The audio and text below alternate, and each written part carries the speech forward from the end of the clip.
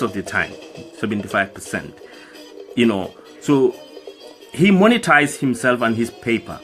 So this is why I am appealing to a lot of young Gambians not to get drawn up or over angry with him.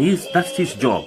He makes money out of doing what he does, and this is how he survives. This is how he lives his life.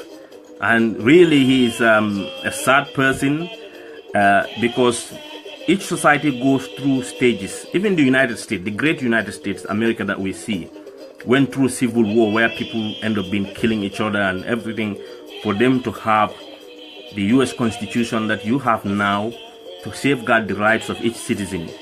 So we too come out of a very difficult stage. And at this stage we are. This is where we need cool heads. We need Gambians to be sound and sober. Barack Obama said it in one of his speeches. He said democracy can be noisy and messy. And that's a reality. You know, when we say democracy, you know, what we are meaning here is that it's not perfect. Democracy itself is not perfect. It's not perfect. To be honest, it's not perfect.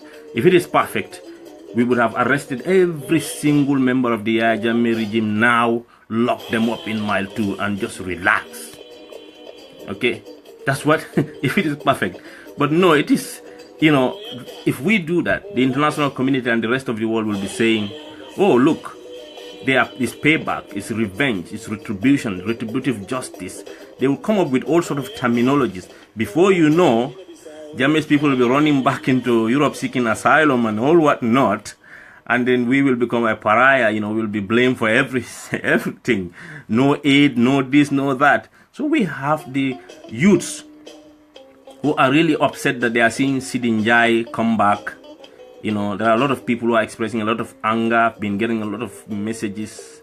You know, people are really upset. Why is he coming back? He should be arrested. The APRC is a political party. It's a registered political party. Being a member of the APRC does not make you a criminal. However, the senior and the top officials who partake or are found guilty of criminal activities, it is those people who will be investigated and eventually be prosecuted, but not just because, you know, Sidin Jai was saying, he was just expressing some of the statements he was saying were dangerous, but it was an opinion. An opinion, such opinions are allowed. So this is why I said democracy can be noisy and messy, but it is imperfect, and but it is it's the best form so far, as Winston Churchill says. He says many types of governance that were practiced, democracy is the best. Although not perfect, but at least the best. So as Gambian youths, as young Gambians, you know, we need to embrace this, and we don't have to be retaliating to some of the things that Jammeh and his people did. And a lot of Gambians want retaliation, they want payback. No, that's not what democracy teaches.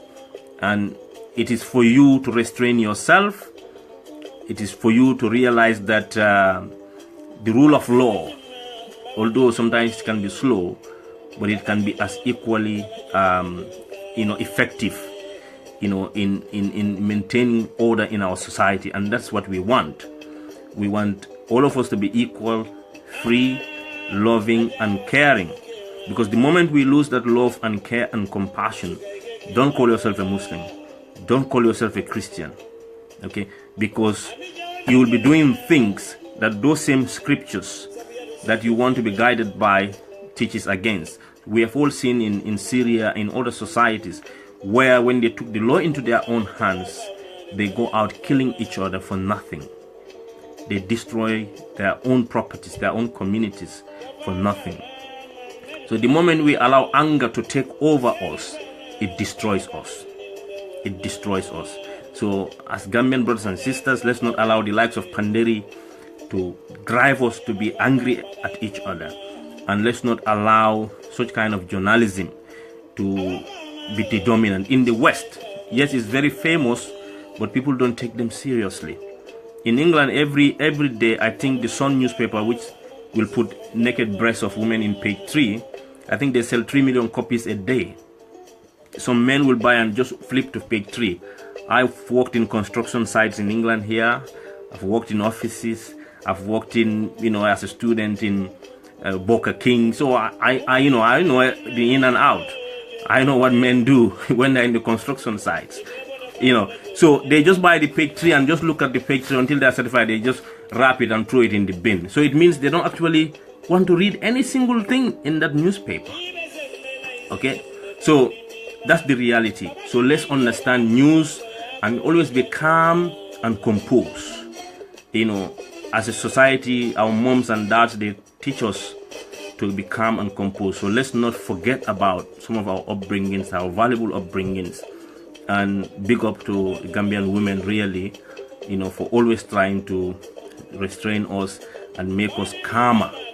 So let's not allow the media to make us hate each other, and we are in safe hands, because I believe that the coalition government will go through a lot of trials, and some changes will be happening, tweaks and things will happen. Gambian have really done very well. Yeah, have been Nigerian, yeah, that's true. Sister Umi, you are very right. They would have killed him. But because he knew, it is even themselves, because some APRC people have been telling me this, they themselves are quietly happy that they are free, because they know the African Gambian will not kill them or harm them. So they were actually part of a system that they themselves became captured, became trapped to be doing some of these criminal activities. In public, they might not say it, but look at Momodu Sabali at Westfield. He was there with Gambians Decided. Was not Momodu Sabali one of the adopted son of Jammeh? So many of them, will try now to even embrace our democracy. Look at the Daily Observer. The Daily Observer is even trying to, be, telling us that, they too are free to promote whatever they want. But a few months ago, they wouldn't put any opposition figure in that paper. But under Mr. Barrow's government, they are promoting APRC agenda because it's an APRC paper. So you'll see, this is why I said democracy in itself is not perfect, but it is the best. If it is in Egypt, they would have closed down. Look at Turkey or something. They would go close down all. They would have closed down Daily Observer, seize their computers and machines, and tell them, what, pack up. So although democracy is not perfect, and some of the instant justice that some of our people want is not going to be long-lasting. So it's best we now have the Chief Justice and the Attorney General. They need about 5 to 6 judges to be sworn in. We need 6 judges. Most of them should be Gambians, because we want Gambians to be involved in the affairs of this state. The moment you arrest somebody, the police should charge you in 72 hours. And then the reason you are arrested be known to you, they have access to a lawyer, and then bingo, the matter goes through the courts. So, and you are right, so the system that has been inherited is all over the place. They don't even have enough judges, because Jammeh was paying these foreign judges, give them a car, give them a residence, and Gambian judges were paid, I think, $5,000 or $6,000, whilst the average lawyer makes $100,000 in one case. So who will leave $100,000 in one compound dispute, land dispute, and go and accept $5,000 or $6,000 to be a judge, whilst the Nigerian judges were paid hugely, and they were also given a free accommodation. They don't pay any rent. They were given a free car with fuel and a driver. So it's like it's lucrative for you to be a foreign judge in the Gambia than to be a Gambian citizen and be a judge. So this is why Gambians would rather go and be private lawyers than be judges. So the Barrow government, my personal advice would be, let's pay our judges well. Minimum $15,000 or $20,000 per month, so that at least they will not accept any bribe, and give them free accommodation, a free car. I'm not talking too soon, but we need good judges. The foundation of a democracy needs to have this strong judicial system. These people should have rent free. If they are not living in their own homes, They need to be rent-free. They need to be given a chauffeur, a driver, make them comfortable, because their peers will be earning hundreds of thousands of dollars. There are some lawyers who make $3 million in about 6 months in the Gambia, even though it was under dictatorship, but they were earning a lot. So how do we encourage Gambians to be judges and very good magistrates? If we have that, okay, any dispute will be executed, will be, resolved very, very peacefully. So really, the other book I wanted to demonstrate here, not that I'm showing my books, but when I was a student, really I was curious about everything, is a book by John Pelger. I know a lot of Americans wouldn't like John Pelger, but this is John Pelger's book, The Hidden Agendas.